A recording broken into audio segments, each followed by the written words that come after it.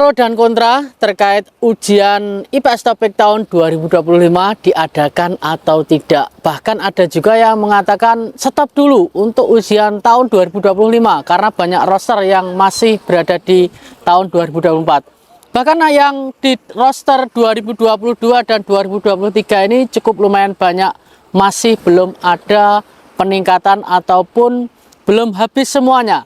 Banyak teman-teman yang mengatakan ataupun menginginkan di tahun 2025 ini tidak diadakan ujian dulu karena teman-teman yang berada di roster ingin cepat terbang supaya nanti takutnya ya, maksudnya supaya nanti teman-teman terbang terlebih dahulu, habis roster baru diadakan ujian lagi. Oke, baik, di sini saya akan membahas terkait pro dan kontra dan ujian di tahun depan dan juga roster di tahun 2024 ini.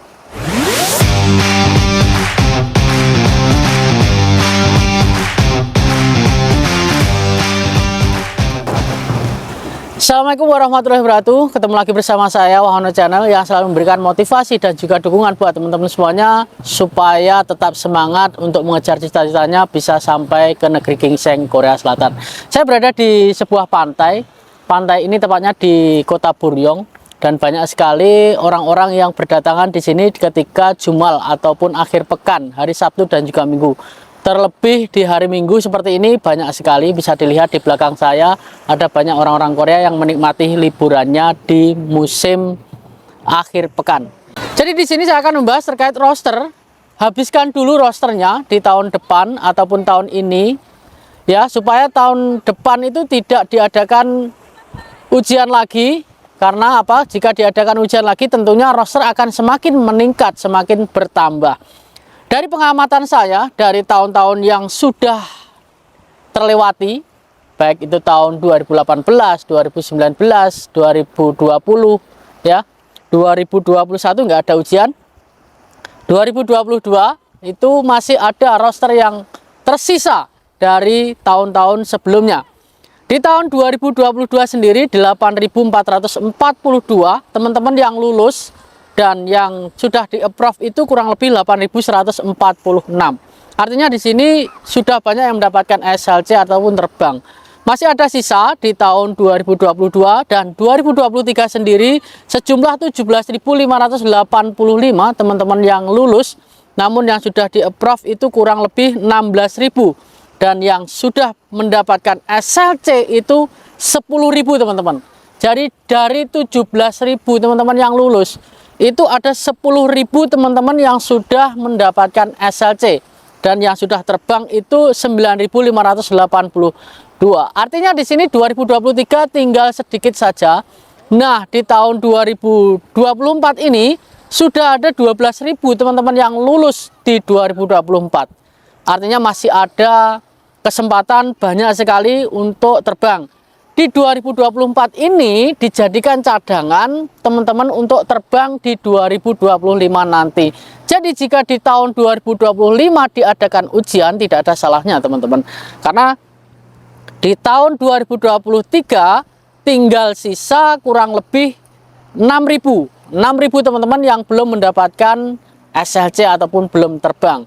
Jadi dari 17.000 ini sudah 10.800 teman-teman yang mendapatkan SLC. Jadi tinggal beberapa saja teman-teman yang belum mendapatkan SLC. Ya kalau bisa dikatakan dari pengamatan saya itu 70% itu terbang dari jumlah kelulusan. 70% ya. Jadi masih ada kesempatan teman-teman jika diadakan lagi ujian 2025 nanti. Namun jika tidak diadakan ujian lagi di tahun 2025, itu banyak kesempatan teman-teman yang berada di 2024 untuk terbang. Tapi saya rasa tetap ada ujian karena apa? Itu dijadikan cadangan di tahun berikutnya. Sama halnya di tahun 2022 buat cadangan di tahun 2023. Meskipun di dalam undang-undang ataupun peraturan dari BP2MI atau HRD Korea sendiri bahwa lulus ujian IPS Topik belum berarti dijamin bisa terbang. Nah, di situ dijadikan sebuah senjata ataupun pedoman, undang-undang ataupun peraturan bahwa kalian nanti kalau sudah lulus ujian belum dijamin untuk bisa terbang. Jadi artinya di sini 70% bisa terbang, 30% nanti akan mangkrak ataupun bisa jadi tidak terbang. Untuk sertifikatnya sendiri 2 tahun, jadi nanti teman-teman jika 2 tahun ini tidak bisa terbang wajib mengikuti ujian kembali. Jadi saya rasa di tahun depan ada nggak sih ujian tahun 2025 nanti? Menurut saya pribadi tetap ada. Karena apa? Nanti dijadikan cadangan di tahun berikutnya. Mas, ini kan servis 2 dan juga sim bidding belum selesai. Artinya nanti akan tambah lagi 5.000 ya, kurang lebih 5.000 ya.